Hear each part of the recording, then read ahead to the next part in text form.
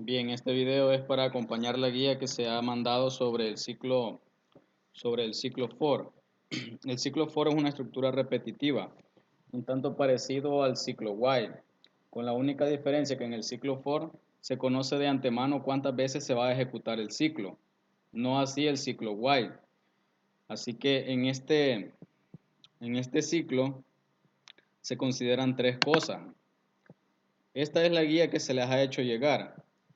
Por ahí van a encontrar la sintaxis. Por ejemplo, acá en la parte roja, esa es la sintaxis a nivel de un lenguaje de programación real. ¿Cómo es la sintaxis? La palabra for, luego tenemos un inicio desde donde va a iniciar el ciclo, la condición, que es hasta dónde, digamos, es el límite, o cuántas veces se va a ejecutar este código. Y luego tenemos el incremento. Si no colocamos el incremento, se va a meter a un ciclo infinito y no vamos a poder salir de ahí.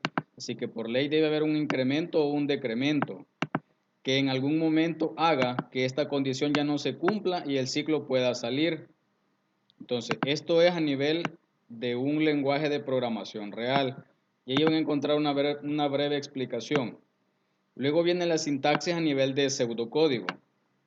Dice, ya no se usa la palabra for, sino que vamos a usar la palabra para, ya traducida al español. Para valor inicial, dice, hasta valor final. Aquí vamos a colocar un valor inicial, el valor final, es decir, cuántas veces debo ejecutar este código. Con paso, cuando dice paso se refiere a las ejecuciones. Es decir, cada vez que se ejecute el ciclo, en cuánto quiero incrementarlo. Si yo quiero incrementarlo en 1, pues le coloco 1. Si quiero 2, 2, de 2 en 2. Y así sucesivamente. La palabra que está en color rojo son los valores que van a ir cambiando en el for. Y lo que está en negro son palabras reservadas. Es decir, siempre deben de estar ahí. Luego tenemos, voy un poco rápido porque todo esto ustedes lo tienen en la guía. Me voy a enfocar más en la parte de los ejemplos. Luego tenemos el flujograma. ¿Cómo es el flujograma del ciclo for? En algunos libros o en internet puede ser que lo encuentren con este símbolo, este que estoy acá encima, que parece puntiagudo. Y dentro de ese símbolo se colocan las tres cuestiones o las tres partes. El inicio, la condición y el incremento. El inicio y el incremento siempre deben de ser valores enteros o variables que estén declaradas como enteras. En algunos libros también puede ser que encuentren este símbolo y también es válido. Cualquiera de los dos es válido para el ciclo for. Y si ustedes se fijan, acá se me escapó escribirle el sí y el no. Si la condición se cumple, entonces por acá haría falta el sí y por acá el no. Es decir, si esta condición se cumple, se van a realizar todas estas instrucciones y el ciclo va a volver a evaluarla. Si la condición se sigue cumpliendo, se va a repetir y así va a estar mientras la condición sea verdadera. Si esta condición ya no se cumple, el ciclo sale y continúa con las demás instrucciones si es que las hay. Y si no, pues ahí termina el programa. Eso es a nivel de flujograma. Vámonos a la parte del pseudocódigo. Por acá yo tengo un pequeño ejemplo para que lo veamos. Ya está hecho, luego voy a hacer unos a partir de cero.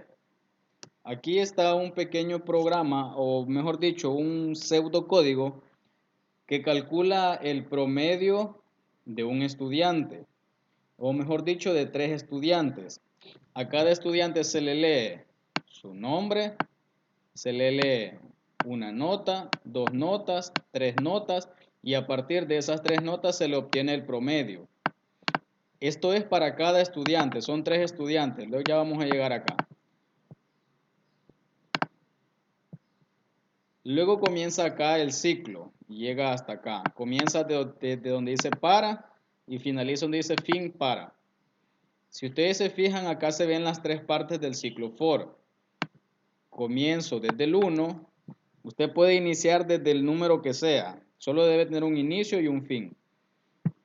En este caso, y la he declarado como entera. Entonces digo que voy a iniciar este ciclo desde que i vale 1 y que finalice este ciclo hasta que valga 3. Es decir, se va a ejecutar en el 1 cuando valga 2 y cuando valga 3. Con paso 1, dice, ¿qué significa con paso 1? Cada vez que esto se ejecute y vuelva nuevamente al inicio, ahora i va a valer 2, se va a volver a ejecutar todo el código, va a aumentar en 1, va a volver a iniciar acá la evaluación en el for, ahora i va a valer 3, se va a volver a ejecutar todo esto, porque dice que se va a ejecutar hasta que i valga 3. Acá lo tenemos. Luego se va a sumar 1 y ahora i va a valer 4. Pero esta condición ya no se va a cumplir porque dice que hasta que sea i igual a 3, significa que va a obviar toda esta parte y va a salir. Como aquí abajo yo ya no tengo más código, pues va a finalizar el programa. Si aquí tuviese más código, pues lo respetaría, lo ejecutaría y haría lo que tenga que hacer, pero en este caso ya no tengo nada. Entonces el algoritmo finaliza. Estoy diciendo que para cada alumno voy a leer su nombre, una nota, 2 notas, 3 notas. A partir de esas 3 notas voy a obtener el promedio de las 3 notas. Y por último, lo único que hace es imprimir. Dice las notas del alumno y me imprime el nombre que he leído acá. Y me imprime la nota que leí acá, luego me imprime la nota que leí acá y la nota que leí acá y luego me imprime el promedio. Voy a ejecutarlo y este programa se debería de ejecutar todo esto 3 veces. Veamos si es cierto, voy a ejecutar el código. Ahí estoy en la línea 10, acá pueden ir viendo abajo. Dice digite su nombre, vamos a darle un nombre. Me pide la primera nota, la segunda, le vamos a digitar solo 10. Y por último me dice las notas para el alumno, me imprime su nombre, el que leí en esta línea, me las imprime y por último me imprime el promedio. Pero el programa no termina, si ustedes se fijan el programa vuelve al inicio, me está pidiendo otro nombre, porque el programa se va a ejecutar 3 veces según lo que le he codificado acá. Entonces vamos a meter más datos para el segundo alumno. Vamos a digitarle notas a esta estudiante. Me lee nombre, me lee 3 notas, me imprime nombre, me imprime 3 notas y me imprime su promedio. Pero el programa no termina. Si se fijan, me sigue pidiendo otra vez datos. Entonces vamos a meter más datos.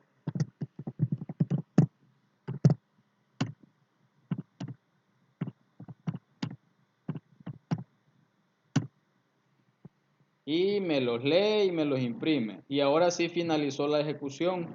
¿Por qué ella no me sigue pidiendo más datos? ¿Por qué no me pide datos de un cuarto alumno? Porque solo le dije que voy a hacerlo desde el 1 hasta el 3. Es decir, 1, 2, 3, 3 estudiantes. Y ahí finaliza el programa. A eso se le llama el ciclo for. De antemano yo sé cuántas veces se va a ejecutar el ciclo. Y en el while no lo sabíamos, es decir, el ciclo se iba a ejecutar hasta que la condición sea verdadera, la condición que le habíamos colocado. Y en el ciclo for funciona un poco igual al while, con la única diferencia que se conoce de antemano cuántas veces se debe de ejecutar el ciclo. Esa es la única diferencia del for con el while, que se conoce de antemano cuántas veces se debe de ejecutar el ciclo. Así que ahí tenemos un pequeño ejemplo. Por acá yo también tengo preparado 2 ejemplos, pero estos sí son a nivel de un código real, a nivel de un lenguaje de programación. Solo se los voy a mostrar para que los vean. Este programa lo único que hace es imprimir los números del 1 al 15. Esto está codificado en un lenguaje de programación que se llama C++. Entonces, acá a lo mejor esto no lo entiendan. Esto es sintaxis propia del lenguaje. En sí, C++ es sintaxis pura de C++. Entonces voy a correr el programa. Y si ustedes se fijan, me imprime el número del 1 al 15.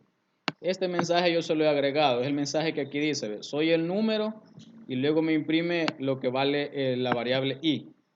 Entonces, si se fijan, i en un inicio vale 1. Entonces estoy diciendo, con colocar aquí i, estoy diciendo el mismo 1. ¿Por qué? Porque i vale 1. Estoy diciendo que este for lo voy a ejecutar desde el 1 hasta que se cumpla la condición de que i sea menor o igual a 15. y que se incremente en 1. Ese de I más más, ya se los había comentado la vez pasada, I más más es igual a decir I igual a I más 1. Es decir, lo que estoy haciendo acá es incrementando en 1 este valor, para que la primera vez que entre vale 1, la segunda vez que entre, como se incrementa en 1, vale 2 y así sucesivamente. Entonces va a llegar un momento que iba a valer 16. Entonces como 16 ya no es menor o igual que 15, entonces el ciclo sale, el ciclo termina. Y ahí es donde como ya no hay más código acá tampoco, ahí termina el programa. Y es lo que vemos acá, ¿ven? Imprime hasta que I vale 15. Y ahí muere el programa, porque ya no tengo más código que procesar. Por acá también tengo hecho otro programa, este está codificado en el lenguaje de Java. Este es el mismo ejemplo que les mostré hace un momento usando pseudocódigo. El de los estudiantes que lee 3 estudiantes, bueno aquí dice 2, le vamos a cambiar a 3. Que lee 3 estudiantes, lee su nombre, lee sus notas y al final le muestra el promedio. Voy a correr este programa. Igual, esto si no lo entienden no se preocupen, esto es lenguaje puro de Java. Al próximo año que lleguen a segundo van a ver todo esto. Voy a correr este programa. Aquí me aparece en la parte de abajo corriendo ya el programa. Vamos a hacer más grande esto. Y ahí me dice, digite el nombre del estudiante 1. Es el mensaje que yo le he colocado por acá. Vean, ya entra al ciclo desde I igual 1 hasta que I sea menor o igual que 3. Es decir, se va a ejecutar 3 veces. Y aquí estoy, bien. Digite el nombre del estudiante e imprimo el nombre del valor I. Y la primera vez que entra, ¿cuánto vale? 1. Entonces me está diciendo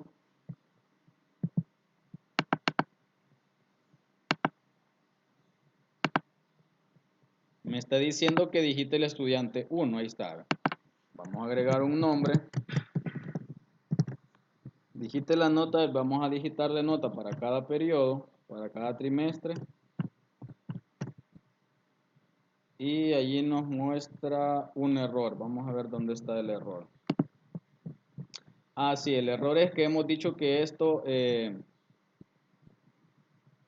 definido las variables como decimales y las estoy leyendo como enteras. Vamos a hacer un cambio acá. Vamos a decir int.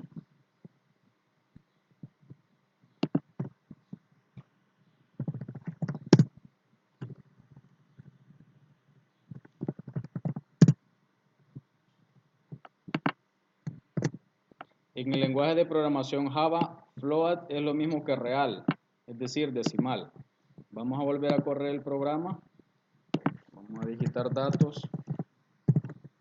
Vamos a leer las variables. Son como, lo hemos definido como enteras.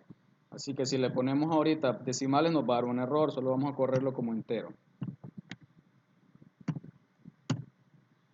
Y si se fijan, ahora me imprime los valores. Ya leí nombre, leí cada una de las 3 notas y luego solo me imprime. Esto que me está imprimiendo es lo que yo le he colocado por ahí. Es esta parte que está aquí abajo, donde dice las notas del alumno y me imprime el valor del alumno y acá me imprime todas las notas y al final el promedio. Pero si se fijan, el programa no termina.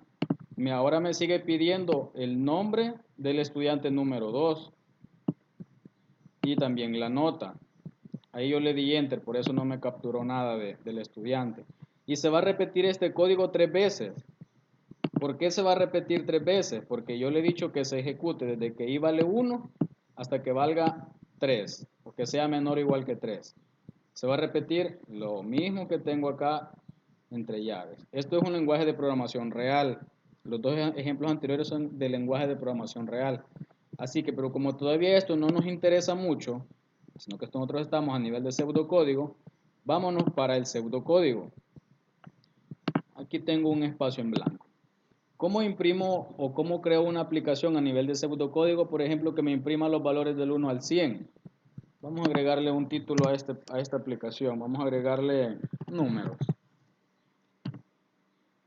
Voy a definir I como entero.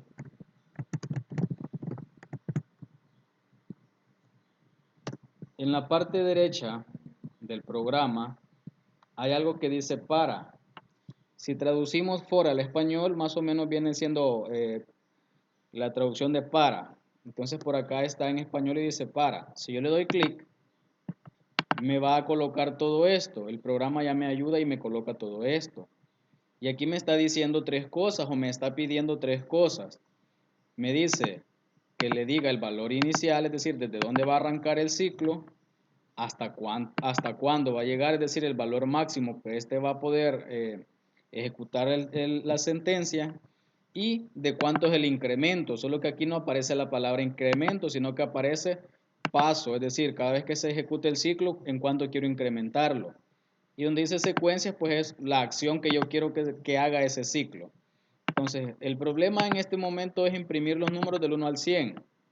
Entonces, voy a borrar esto. Yo le voy a decir que quiero que este ciclo se ejecute desde i igual 1 hasta que i valga 100. Aquí ya solo le colocamos el valor entero. ¿Con paso de cuánto? ¿Cuánto quiero ir incrementando cada vez que se ejecuta el ciclo? Le vamos a poner que 1.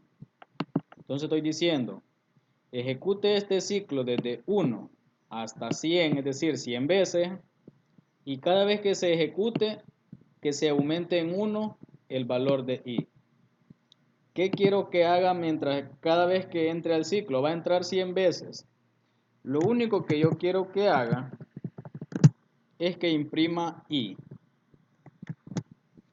Entonces me debería de imprimir del 1 al 100. Veamos si es cierto.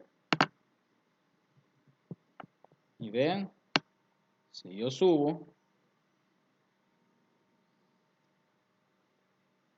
tengo 1 y debería de llegar hasta 100. Y de hecho así es. Y ahí finalizo el programa, ahí está abajo. ¿Por qué? Porque le dije, comencemos desde 1 hasta 100, es decir, 100 veces va a ejecutar todo lo que está entre para y fin, que es lo que son los delimitadores del ciclo.